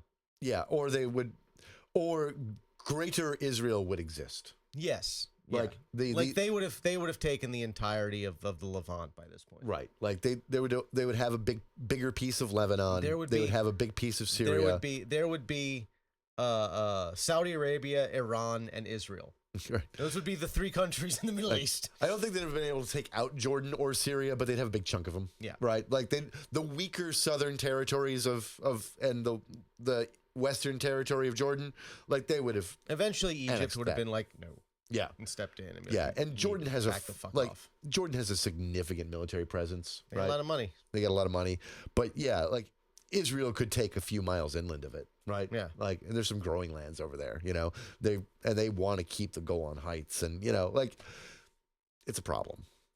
But yeah, we are a mildly moderating force sometimes against when it god awful country. Yep. Israel's president says shocking settler violence against Palestinians must end. Who said this? President Herzog. Should probably tell his prime minister. Like, yeah, they just passed a bill allowing them to execute Palestinians who fight back. Right? Like, that's the West Bank settlers might be the worst people currently walking the face of the earth. They could be, yeah. Like they are terribly ghoulish human beings. Mm-hmm. That's some of the interview clips I've seen are like, it's genuinely shocking. Oh yeah, oh my God! You're not even supposed to say that if you think it. Right? Like it's you shouldn't be calling them cockroaches. That is an inside thought. Right? Like they do not deserve the land because the land was promised to us by God. So these roaches and rats must die. Whoa! I feel like I've heard that kind of rhetoric before. I don't know. That sounds vaguely familiar. Little early mid 20th century. It sounded better in the original German. Jesus Christ. Yeah, so but yeah, there's more settler violence against the Palestinians and you know, they ain't doing shit about it. Par for the course. Speaking of not doing shit about it, Jesus Christ. All right, this is let's take a quick break and then come back and get into why we fucking hate the Democratic Party. Especially Chuck Schumer. All right, we're back. Ready for round 2 of the grift. Yeah, this is probably going to be long as our normal second half because we're just a little bit of angry venting. Mostly, yeah. And I think some helpful suggestions for the future. Yeah, I hope. We've talked a lot about. I think that's the plan. We've talked about voting and we've talked about running in primaries, etc. Right?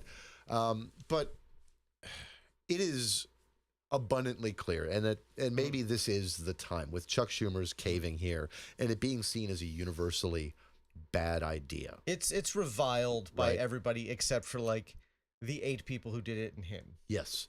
And 7 other people who don't want to admit it.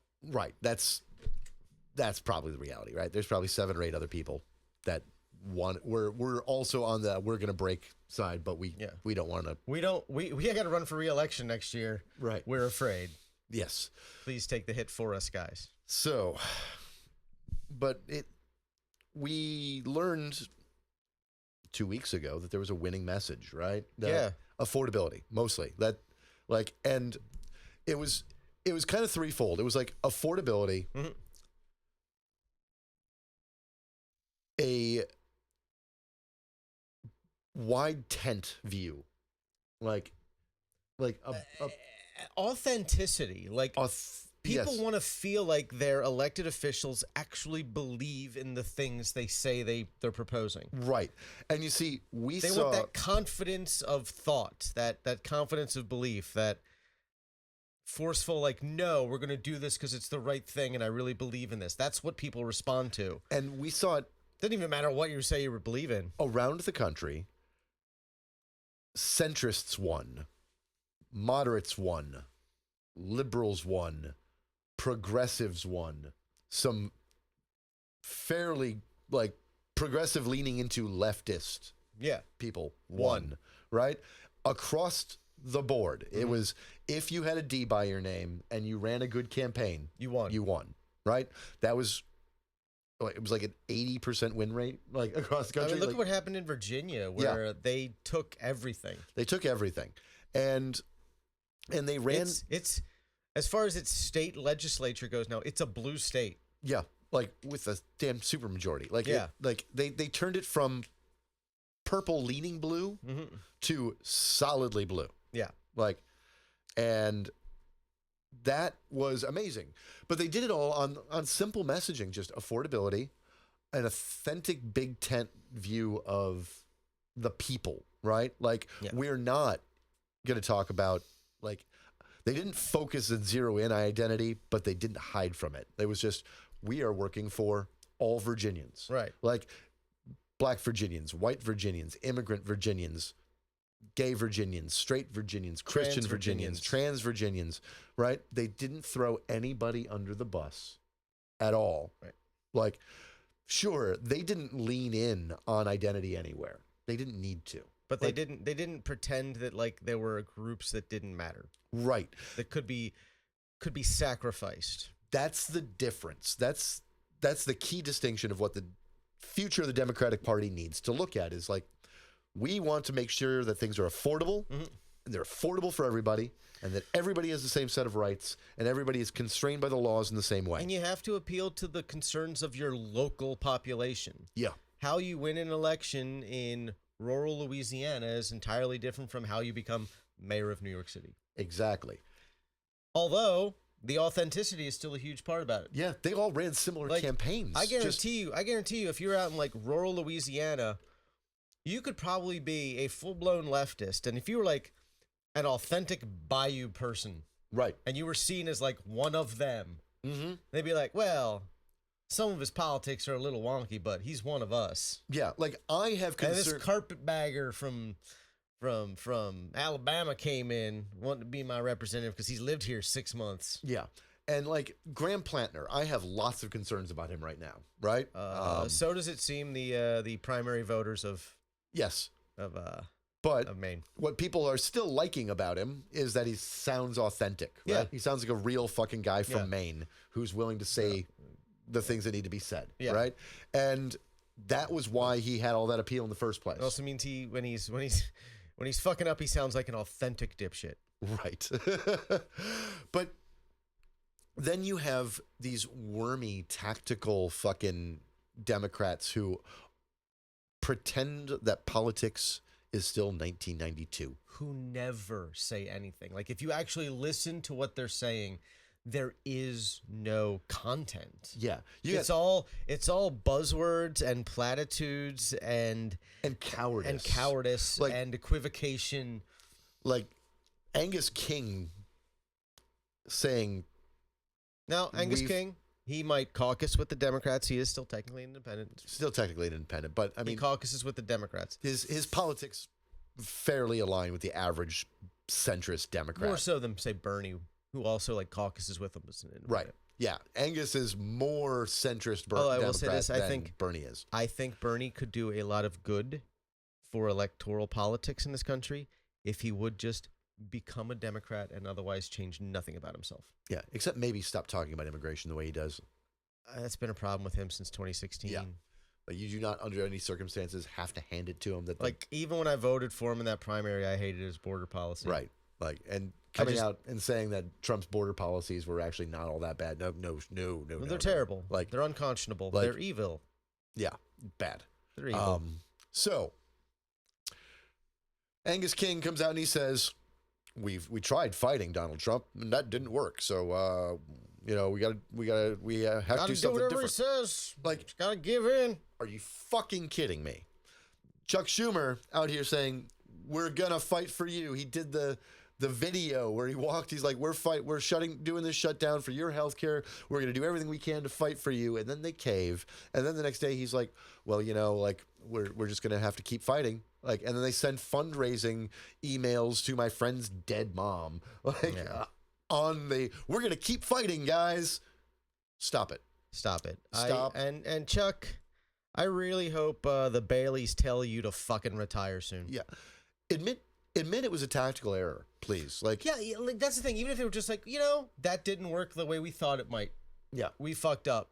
The official party shouldn't be like, we're going to keep fighting. Please send us money. Mm-hmm. No, it's like, hey, we opened the government back up because we wanted to fund SNAP and these other things.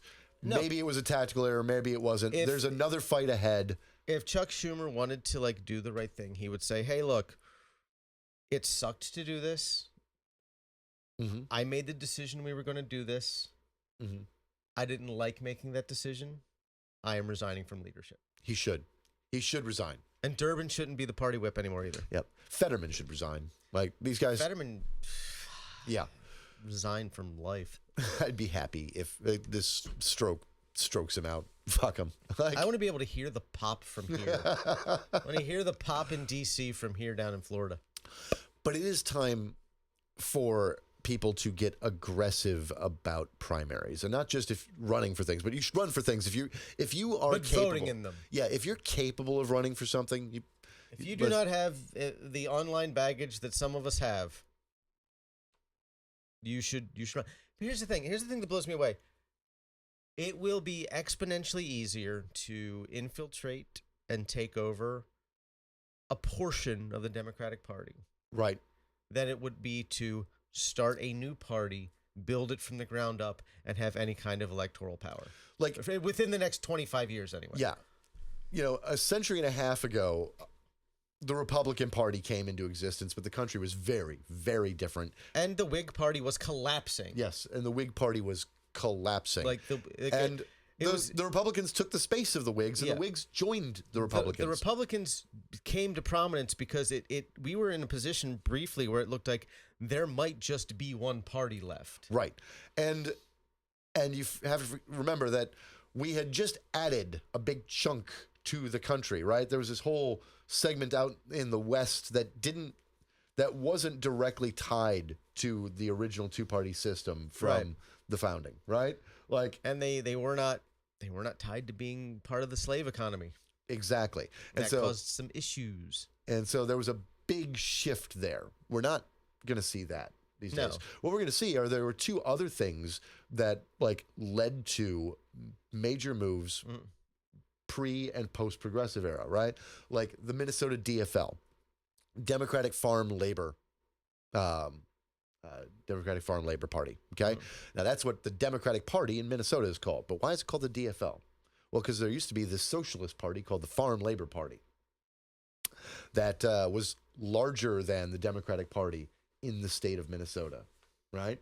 But they had no national reach. They didn't have much reach outside of the Midwest, right? So they merged with the Democrats. And in doing so, they moderated and shifted the Democratic Party in Minnesota to the left, right? So both of them found common ground, right? They created a new center between the two of them. Yep, created a new center between the two of them. And now, over Which time... was to the left of the old center. Yes. Now, over time, that shifted again, right, as they merged with the rest of the party. But they also changed the dynamics of the rest of the Democratic Party. Because, again, this is where we get Mondale, right, and Hubert Humphrey out of, right?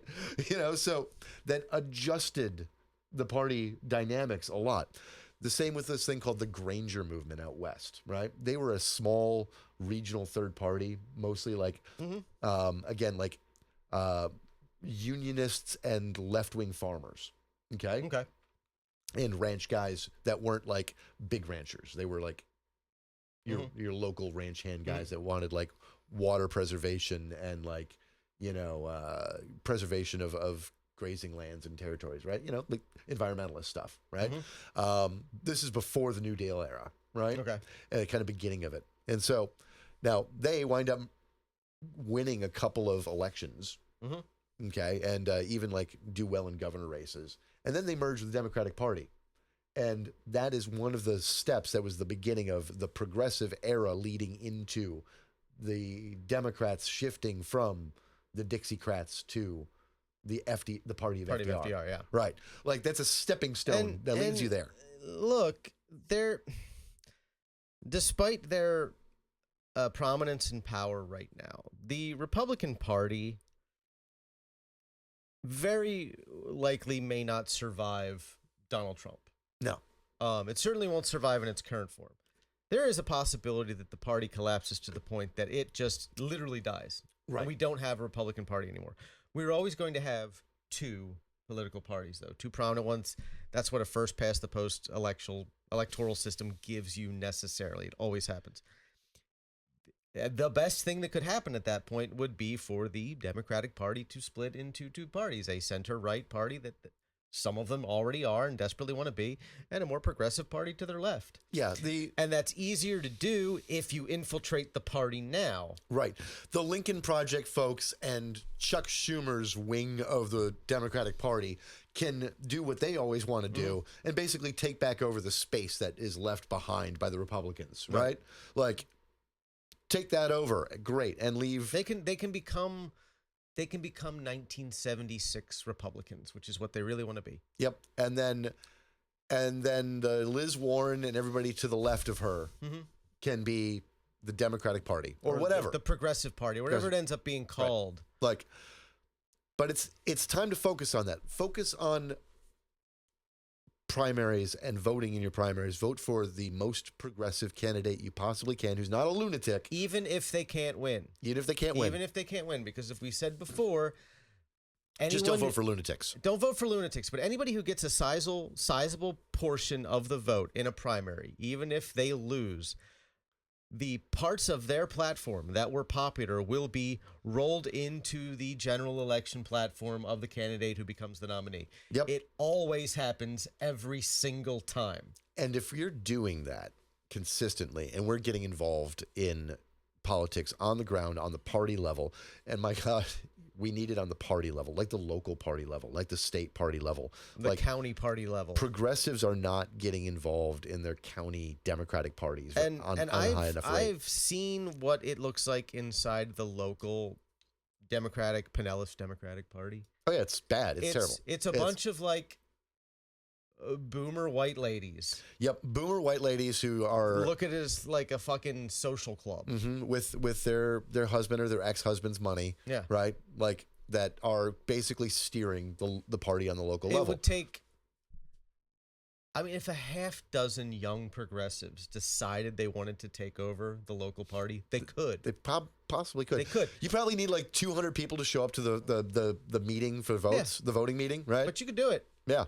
You could do it, and it's like you need to get over your understandable aversion to being a registered Democrat. Yeah, like I'm not thrilled.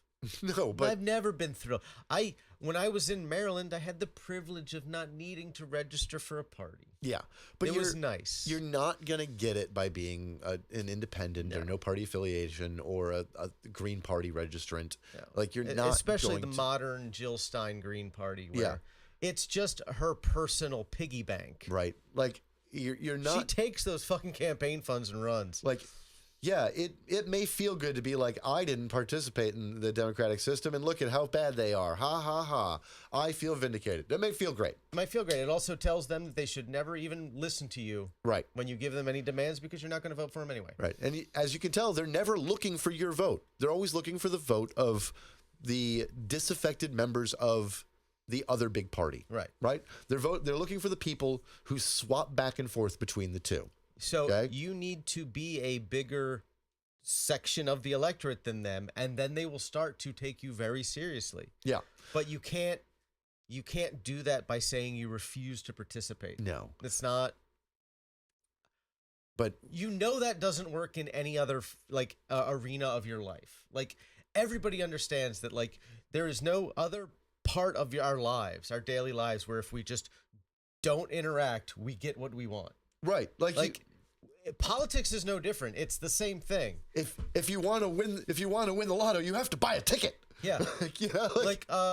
I want to be the kickball champion of Pinellas County, Florida, but I refuse to join a kickball team. Not gonna happen. Not gonna happen. I don't get my dream. It's a dumb dream. But I'm making a point here. Never ever gonna happen if you don't participate in the system in some way. Yeah. And look, I get it. Israel, bad. This bad. That bad. Their tactical fucking decision making bad. But it is because they've been able to coast and ride on management type thinking, right? Mm-hmm. On focus groups and tested talking points rather than listening to voters, right? Because their primary base does not send enough signals to them. No. Right? And there's not enough of an insurgency against them from within on a regular basis that they feel afraid of losing to it. The chasm of difference you would see in the functionality and policy positions of the Democratic Party we could have compared to what we do have if voter participation in primaries went from 35 to 55%. It would be huge. It would be huge. But even if it just went to 40, that extra 5%. Because most of these elections are lost by 1 or 2%. Yeah. And then you don't show up in the general election either. Yeah. You change the primary vote by 5% across the country. Like, you elect 20 more AOCs to the House, right? Like, you get a senator AOC, and you get 20 more members of the squad elected in the House, right? And then you get a vice president that is, I don't know, not Mamdani, but, like somebody more progressive. A constitutionally eligible Mamdani. Yeah. A Pritzker, maybe? Like, I don't know, you get somebody you like, right? There is someone who is constitutionally eligible who has the politics of Mamdani. Yeah, and there are, like, Seattle has a strong progressive that looks to be the next possible mayor there. Yeah, looks like she's probably going to win. LA, the race there is looking really good. Like, we're getting to a point where it's like, okay, now those are blue strongholds, but we've got to change the party, guys. It's time to break the old guard. Take your local, municipal, and county elections seriously. Yes. Don't allow the 28% of people who show up to vote in those elections to decide what the government of your city or county is going to look like. Don't let the 25% of people who show up for school board meetings decide what the population is taught. Right? Like, we got the Tea Party movement and Red Map happening at the same time, right? Yeah. Like, so an insurgent movement took over the party at the same time the party was redistricting the entire country as best they could, right?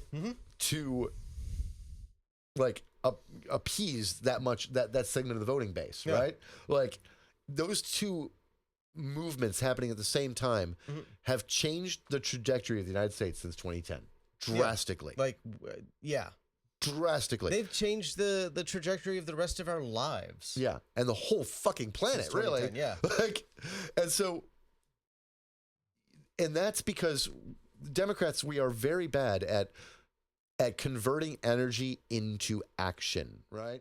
Like, Obama was elected on a fucking mountain of a wave, right? That scared the GOP so bad that they were talking about a permanent Senate minority. And then we did nothing with it. Right? instead of continuing to run that insurgency campaign and holding Democrats, like conservative Democrats, accountable. Yeah, all those blue dogs who prevented the ACA from being exponentially better than it should have been, even though it still wouldn't have been what we need. Yeah. It would have been substantially better.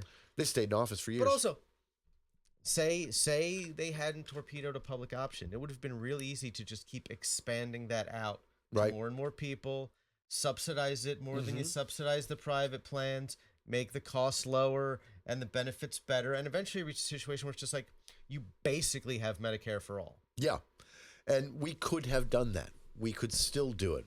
We just need to focus as a party and a voting base, because the party is going to do what the party do, right? And it's going to follow its incentives, and it's going to continue to follow its momentum as long as it's winning enough elections to stay relevant, right? As long as it's always within 40% of being the president, right?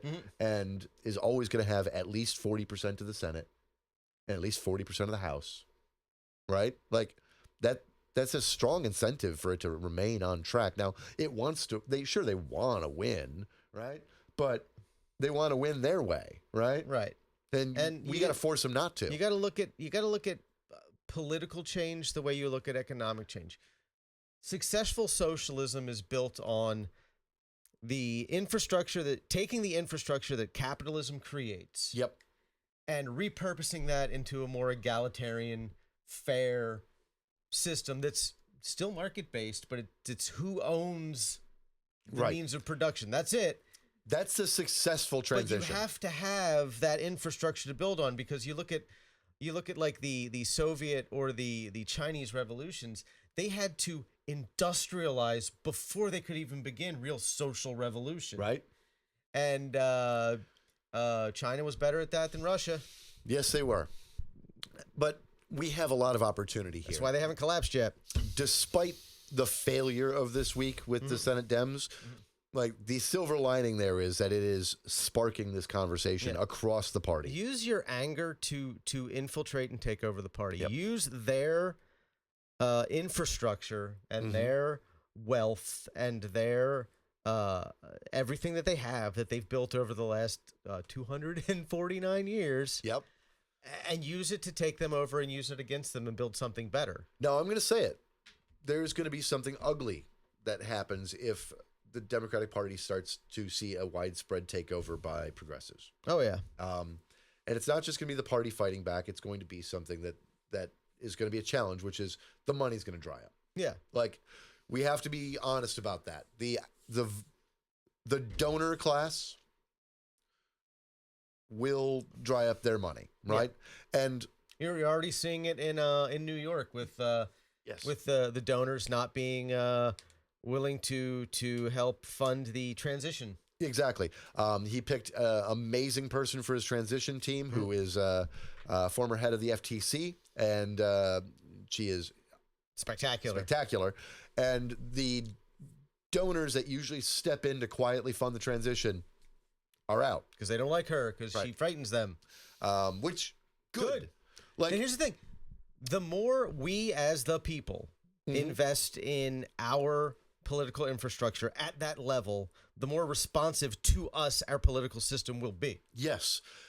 We should be individually donating. Get $5, get $10, get $50, get $100. If you have any money to donate to a candidate that you like, give them something. We need to remind these people constantly that we hired them, we can fire them, and we pay their fucking bills. Yep. And then we focus on campaign finance reform after we've won, so that we are not competing against a $500 million PAC with secret donors, right? Yeah. That won't say who they are, running ads like nonstop and out-competing everybody. And if we got to add 25 seats to the fucking Supreme Court to make it happen, add 25 seats to the fucking Supreme Court to make it happen. It is time to look at politics far more aggressively, far more. We look at the institution and say, it's broken. We have to break it more and reform it in our image. Like, that's. And like even the shittiest right-wingingest people in this country, if you forcibly give them a better life, they'll be fine. they'll be fine. happy. Like they'll grumble. Yeah. But it's going to like, okay, do you want to have a really shitty life again?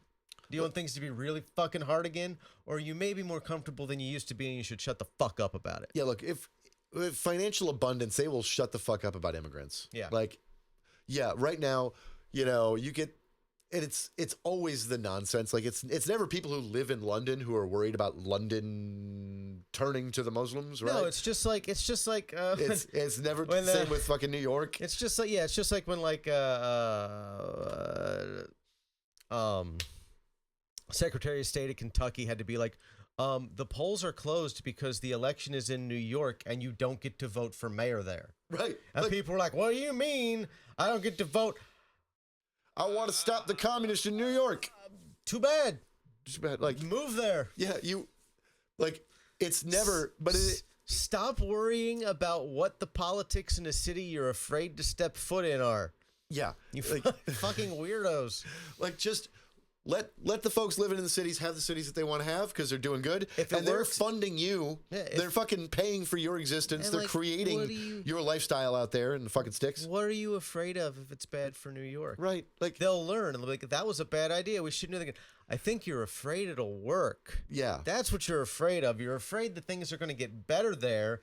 People's conditions will improve there. The cost of living will go down there. And then you'll be stuck in a position with, why are we not doing the same thing? So I am casually friendly with the former chair of the Libertarian Party. Okay. Right. And watching his evolution even more. So he's always been Libertarian Party, national or national. Okay. Yes, national. Okay. So not New Hampshire. Not New Hampshire. Though he lived there for a while. But he ran screaming. Yes. Those people are nuts. But I have watched him, like he was always a bleeding heart libertarian. I like that about him, right? Yeah.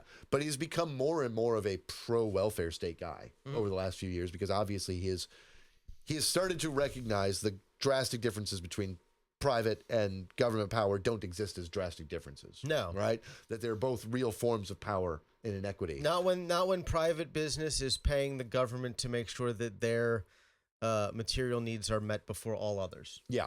And some other steps in his evolution where he's been arguing, he was saying the other day, I think a lot of people are really shitting on Mamdani because they're afraid his policies are going to work. Yeah. Or at least Absolutely. a couple of them. Like he's not going to get everything he wants. We know that. Like it requires the state, it requires the fucking city council, it requires all these moving parts for it all to work. But if he gets one or two of them to work, like that's a win. I mean, just even if he gets his free buses with extra, yeah, like that'll really improve the city. Yeah, since already, if he can improve housing, if he can improve the way that housing zoning happens, if he can even just keep housing costs from increasing as quickly as they are, right, that'll be a victory. It's a victory, and people are afraid, I think, that those policies are going to work more so than they are afraid that they're going to fail. Right. And that's what we're fighting against, guys. That's our enemies. That's their fears are that we're going to do something good and people are going to like it, and that it doesn't match their prior ideals. We have to actually try and get in a position where we can do the thing, or they're not afraid of us. Yeah. And yes, it's true. The entire apparatus of the capitalist system is going to come at you, even if you are just a soft reformer who's like, yeah, I think tax rates should be 1% higher. Like, yeah. You should see that as an opportunity to tussle. Right. You get to fight these people. You get to fight the people you hate most. Yeah. You could be the most centrist-y Democrat in the world, but if you're like, maybe we should expand Medicare a little bit, like the capital, like the powers that be will come swinging at you. I just want a Democrat to run on Eisenhower's tax plan. Right. Run on a classic Republican tax plan. 70%. 91 top percent, like 91% over 10 million. Yeah, no, obviously nobody paid that. No. But that was the point. But also like the things that the ways that they squirreled their money away and gave to charities and did public works, like it benefited everybody much more than what we do now. And there was a big incentive to reinvest in the companies. You wanna Get like a 2.5% to 3% wealth tax over $600 million. Excellent. I like this. Do you know what we could fund? But do you know what 2% of $1 trillion is? We can do some annually. Things here. We can do a lot of things if we get our minds together and we actually start working on it. So it is time to stop. Like, shit on the Democratic Party, but stop shitting on it from the outside looking in. Start shitting on it from the inside. And shit on specific Democrats. Don't. It is such a big tent party that trying to shit on the party as a whole is kind of meaningless because you're just spraying feces on everyone who's not a full-blown fascist. Yeah, and lots of people get defensive over that because, like, their candidate didn't do that or they don't believe in that or, like, and you're, like, anyone left of fucking Mussolini in this country needs to get together and start to work on some of this shit together. Like, and yes, I know the centers are bad too. A literal fascist party is in charge. Yeah. Like, that's priority number one. Yeah. But offering an alternative that people want to vote for is part of. It's not all of it. It'll never be all of it. Yeah. And I think part of the problem that really frustrates me is the way people act that either you do electoralism or you do other things. You cannot do both. Right. You have to do both. You have to do both. It's necessary to do both. Because the electoralism is what allows you to help set the conditions that you do the other things under.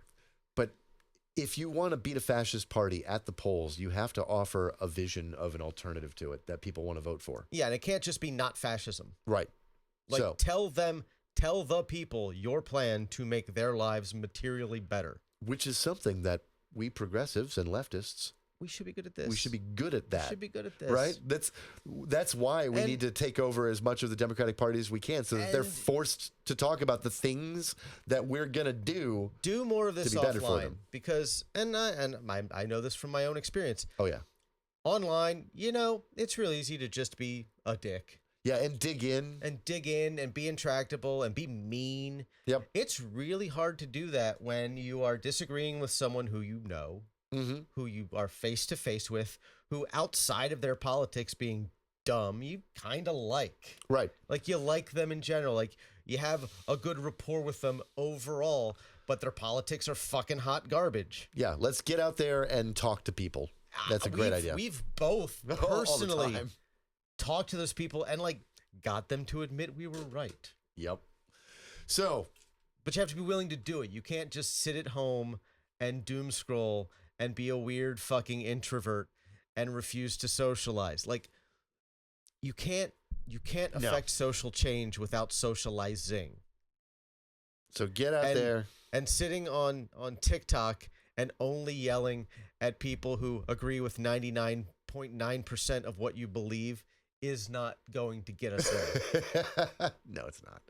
All right, guys. And also go out and get laid. You fucking people are fucking backed up. It's weird and it's unhealthy. And I'm worried about your health. So fuck Chuck Schumer, bust a nut, get engaged, talk to people, touch grass. Yeah, no, I think that pretty much sums it up. Yep. All right. Until next week. Do drugs. Give us all your money. For drugs. Or drugs.